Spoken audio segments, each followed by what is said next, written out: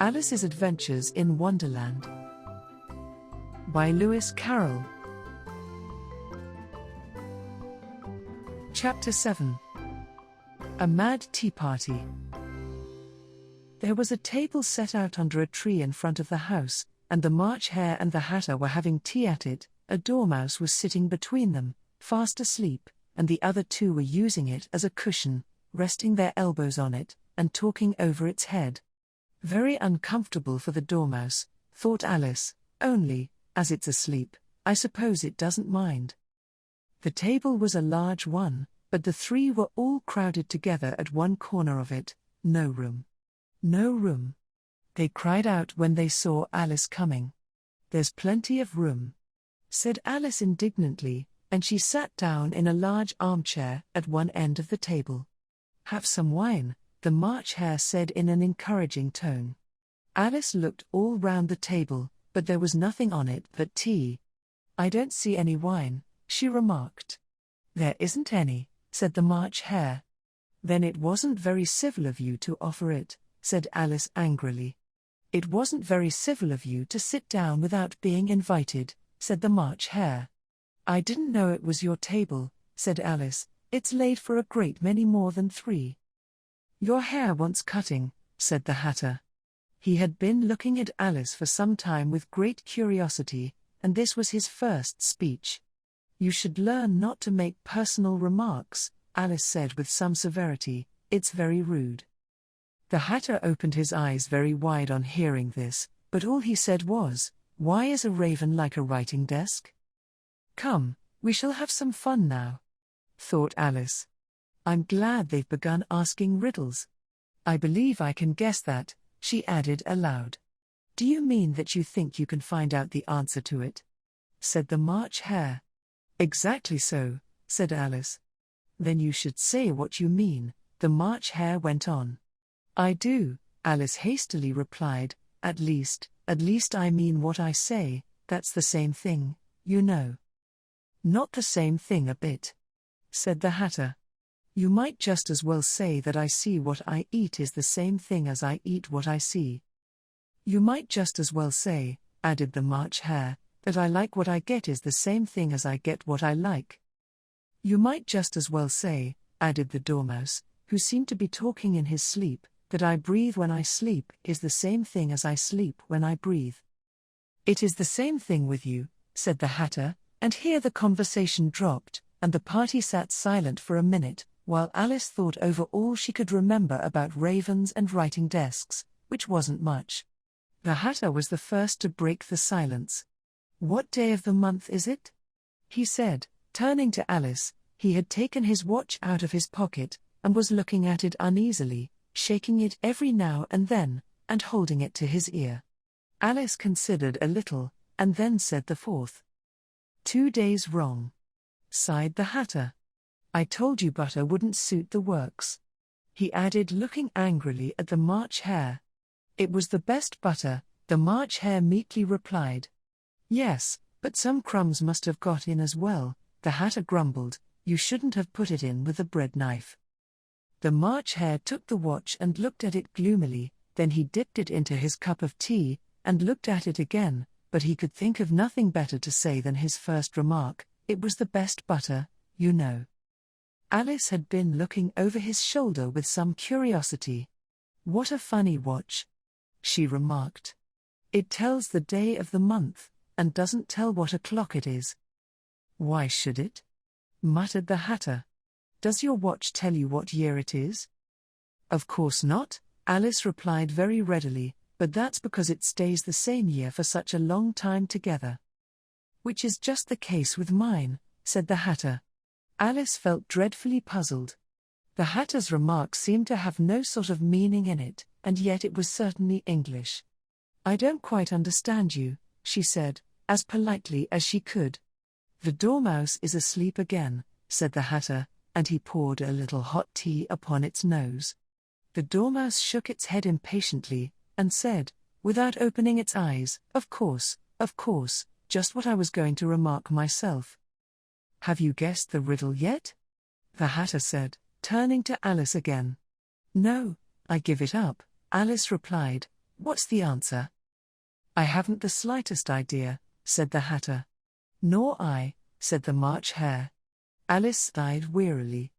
I think you might do something better with the time, she said, than waste it in asking riddles that have no answers. If you knew time as well as I do, said the Hatter, you wouldn't talk about wasting it. It's him. I don't know what you mean, said Alice. Of course you don't, the Hatter said, tossing his head contemptuously. I dare say you never even spoke to time. Perhaps not, Alice cautiously replied, but I know I have to beat time when I learn music.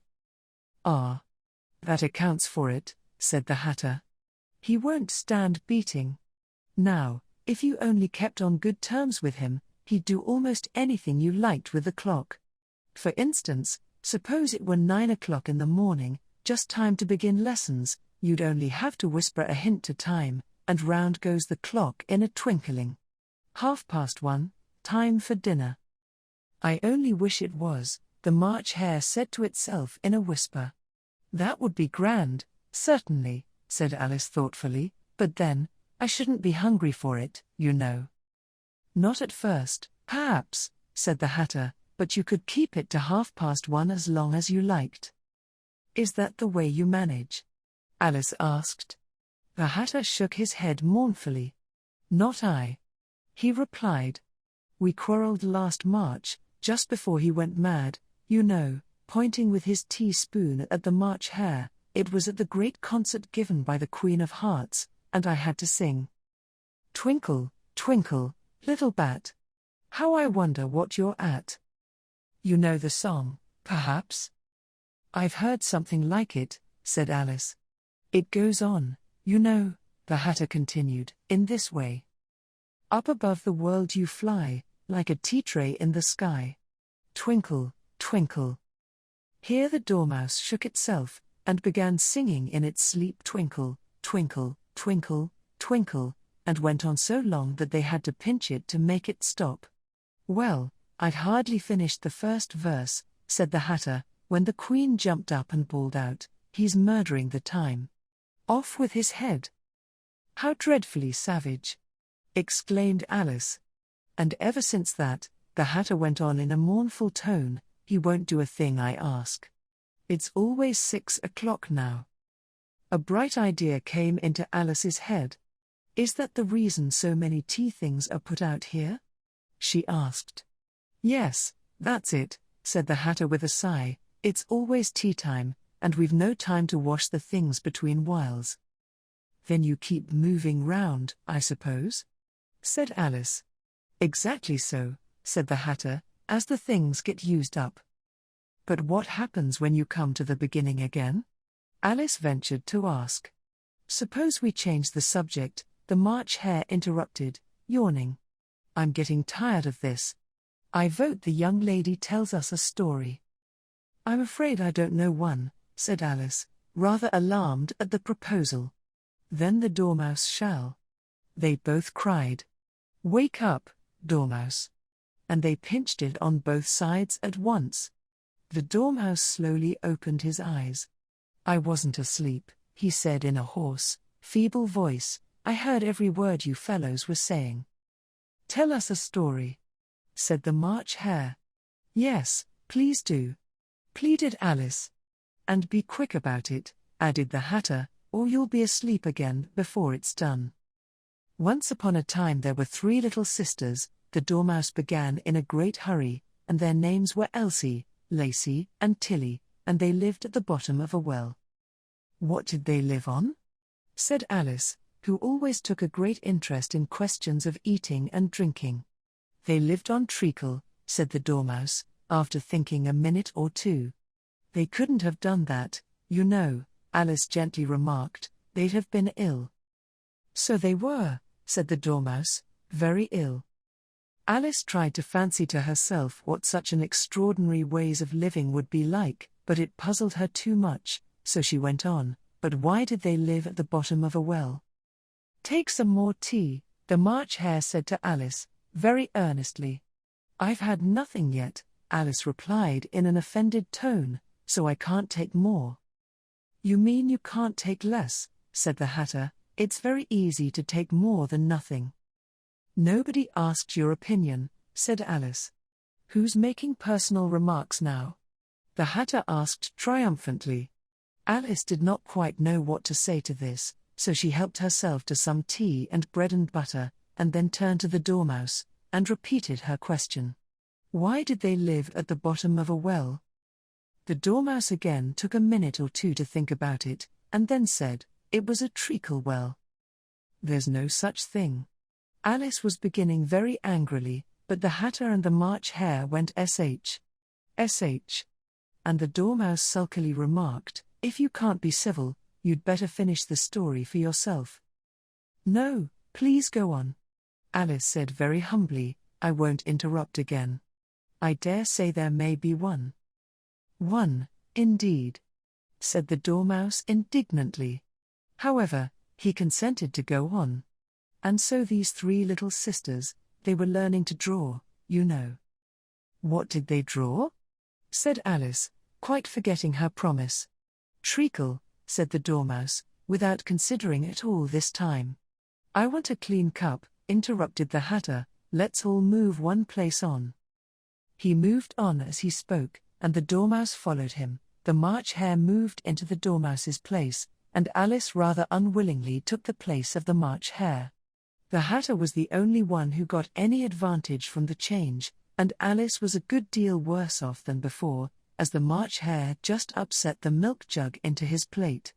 Alice did not wish to offend the Dormouse again, so she began very cautiously, "But I don't understand. Where did they draw the treacle from?" "You can draw water out of a water well," said the Hatter, "so I should think you could draw treacle out of a treacle well, stupid?" "But they were in the well," Alice said to the Dormouse, not choosing to notice this last remark. "Of course they were," said the Dormouse. "Well in." This answer so confused poor Alice, that she let the Dormouse go on for some time without interrupting it. "They were learning to draw," the Dormouse went on, yawning and rubbing its eyes, for it was getting very sleepy, "and they drew all manner of things, everything that begins with an M." "Why with an M?" said Alice. "Why not?" said the March Hare. Alice was silent. The Dormouse had closed its eyes by this time, and was going off into a doze, but, on being pinched by the Hatter, it woke up again with a little shriek, and went on, "That begins with an M, such as mouse traps, and the moon, and memory, and muchness. You know you say things are much of a muchness. Did you ever see such a thing as a drawing of a muchness?" "Really, now you ask me," said Alice, very much confused, "I don't think." "Then you shouldn't talk," said the Hatter. This piece of rudeness was more than Alice could bear. She got up in great disgust, and walked off. The Dormouse fell asleep instantly, and neither of the others took the least notice of her going, though she looked back once or twice, half hoping that they would call after her. The last time she saw them, they were trying to put the Dormouse into the teapot. "At any rate, I'll never go there again," said Alice as she picked her way through the wood.